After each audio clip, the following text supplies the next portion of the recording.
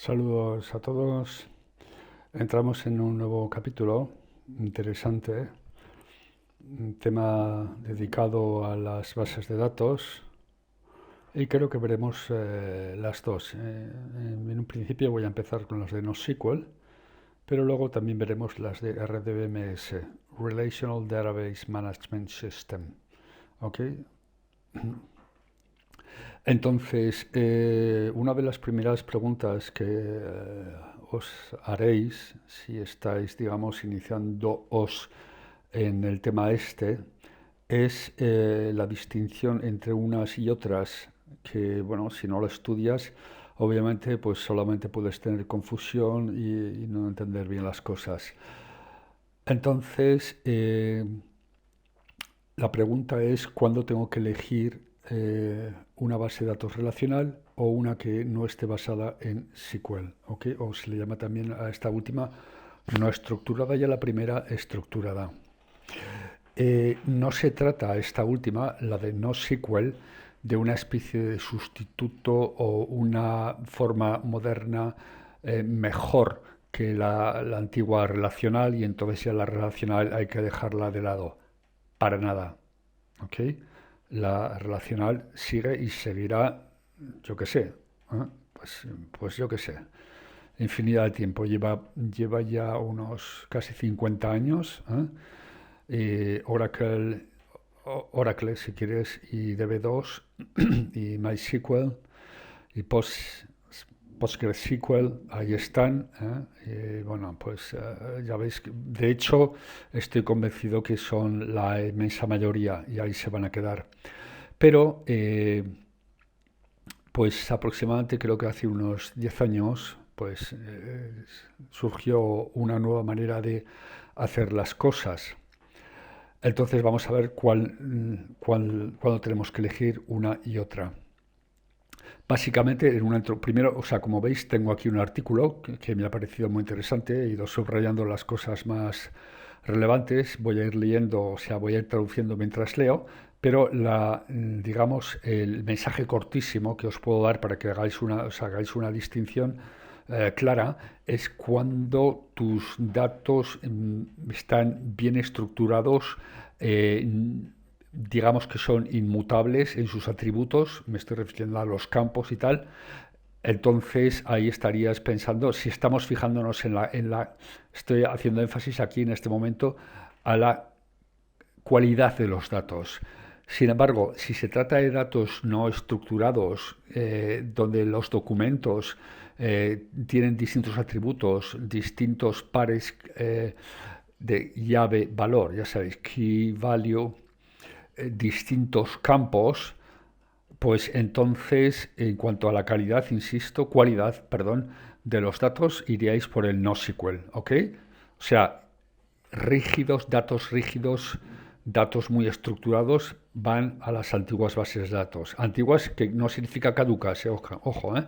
Mientras que, pues, aquellos, cuando necesitas gran flexibilidad en los diferentes orígenes de los datos que estás pillando, pues te irías por el NoSQL. Porque puedes estar pillando, por ejemplo, datos que te salen, yo qué sé, por ejemplo, de un fichero de JSON que has pillado de Twitter. Ya sabéis que con Twitter puedes utilizar la API y entonces de ahí pues puedes sacar pues una tirada de datos sobre los usuarios, sobre los tweets que tienen, el número de seguidores y tal. Eso va en un fichero que se llama JSON, va en JSON. ¿Ok? Pero bueno, luego puedes tener otras fuentes de datos que puede ser pues CSVs o TSVs o mil historias distintas. En ese caso, cuando la pluralidad en el origen de los datos es grande, te vas por el NoSQL, ¿vale? Esa es la distinción principal. Entonces, vamos con esto. Naturaleza de los datos, ¿vale? Bien. Entonces dice, la primera consideración que necesitas hacer a la hora de seleccionar qué tipo de base de datos es las características, como os acabo de decir, de los datos que estás intentando, digamos, estructurar o, en fin, servirte de ellos, ¿no? Si los datos tienen una estructura tabular simple, como puede ser, por ejemplo, una hoja de Excel, entonces el modelo relacional podría ser adecuado. Ya veis que, en fin, dice podría porque después hay otros parámetros que vamos a ver a continuación y que te podrían hacer cambiar de opinión. ¿Ok? Es decir, al final la decisión será una ponderación entre todas las características. ¿Ok? Digamos, si son 5 parámetros por los que tienes que decidir, si por ejemplo pues tienes 3 que tira hacia un lado, pues por ahí irías, ¿no? 4 ya por supuesto, ¿ok? Bien, entonces, sin embargo, siguiente, los datos como por ejemplo geoespaciales, o sea, que esto ya son los del hiperplano, o sea, que ya no es, o sea, pues latitud y longitud, sino cosas más complejas, ¿no? Partes de ingeniería, eh, modelado molecular, esto pues acaba siendo tremendamente complejo, ¿no? Tiene diferentes niveles de anidamiento, los algoritmos unos de otros. Bueno, pues acaba siendo muy complicado. Sin embargo, en- sería muy complicado para pasarlo a una tabla de datos relacional. Entonces dice, en casos similares, hoy uno podría considerar las bases de datos NoSQL como una opción, ¿ok? Porque digamos, el anidamiento multinivel y las jerarquías se representan muy fácilmente en JSON. O sea, si habéis visto, supongo que sí, porque si no habéis visto nunca un fichero JSON, apaga y vámonos. Ya habréis visto que metes corchetes, vuelves a meter un corchete de otro corchete, pues a eso es donde estás haciendo esos anidamientos, ¿vale? Entonces, tan fácil como coger y escribirlos, ¿no? ¿Ok? Sin embargo, ponte a hacer eso en una base de datos bidimensional y te vuelves loco. Bien, la siguiente pregunta es ¿cuál es la volatilidad de los datos? Es decir, ¿van a quedarse los datos, digamos, estáticos o van a cambiar muy a menudo, ¿no? Dice, si el modelo de datos, pues bueno, piensas que va a cambiar y que va a evolucionar, o si, como digo, se va a quedar, ¿no? Entonces, si los datos van a cambiar, pues te irías por una base de datos no SQL, ¿ok? Ya vamos, ya acabamos de ver, digamos, dos criterios y os podéis ya quizás estar orientando a la idea de que cuando vemos gran rigidez, inmutabilidad de los datos, datos bidimensionales sencillos, tabulares, nos vamos hacia la SQL, hacia la relacional, ¿vale? Bien, entonces ahora luego también la velocidad de desarrollo, ¿ok? Las bases de datos NoSQL se hacen en un plus++.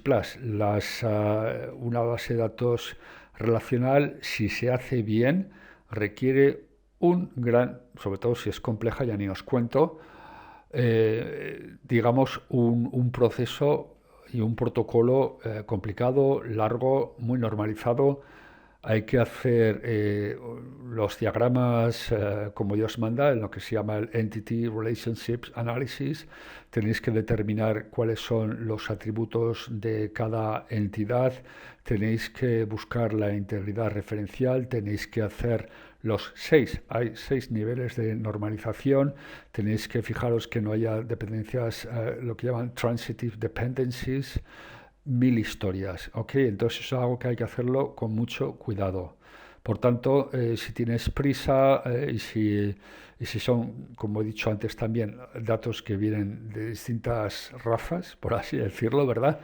Os tirarías hacia los NoSQL. Bien.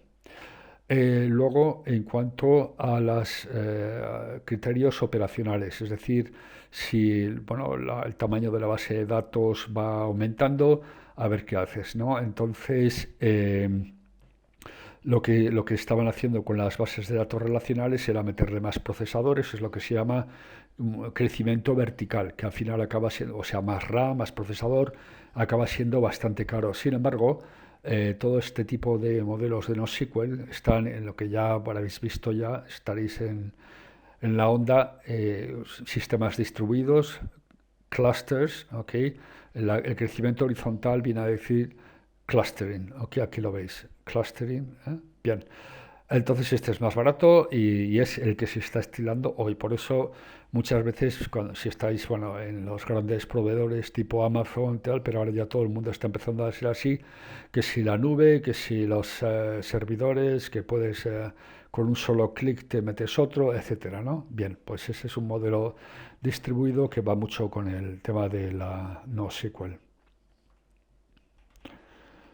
En cuanto a lo que es el data warehousing y los análisis, sin embargo, ahí la base de datos relacional es mejor para hacer las queries, el propio análisis, la propia adquisición de inteligencia examinando las tablas, ¿ok?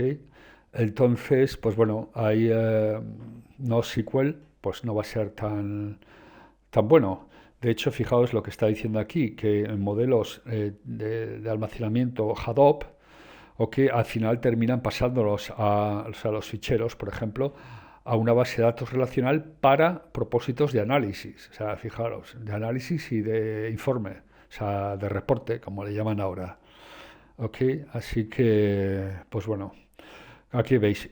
Sin embargo, de otro lado, cuando se trata de hacer análisis en tiempo real, ¿ok? Como puede ser un streaming y todo esto, pues el NoSQL es más complejo, mejor es el RDBMS. Pero si es en tiempo real, pues mejor es el NoSQL, ¿vale? Bien, sin embargo, veréis, porque bueno, aquí no lo ha citado, que mientras que, bueno, ya la del SQL ya la habréis visto, las queries de SQL son una auténtica gozada. O sea, es un lenguaje como si estuvieras hablando en inglés, súper sencillo, no hay, eh, digamos, elementos espurios, ¿verdad? La sintaxis del NoSQL es horrible y asquerosa, ¿ok? Te vas a encontrar con paréntesis, tres corchetes, cuatro llaves abiertas, operadores con el símbolo del dólar, dos puntos, apertura de otra llave, cierra las llaves, o sea, eso es una auténtica pesadilla, tiene una sintaxis horrible. Pero bueno, pues eso es, en fin, una característica del NoSQL y que no hay manera de hacerlo de otra manera. Vale, entonces esto va a ser, bueno, y ahora bueno, simplemente para decir que claro, los grandes proveedores, fabricantes si se puede llamar fabricantes o desarrolladores de las bases de datos no relacionales, perdón, relacionales tipo Oracle y tal, ahora ya, pues, en fin, han sido conscientes de que está existiendo otra alternativa y lo que están creando es modelos híbridos, ¿ok? Para que puedas trabajar con una cosa u otra, pero claro, será carísimo, ¿ok? Entonces, a ver, luego también otra pregunta sería, vamos a ver qué tipo de personas están detrás de las bases de datos que se quieren crear.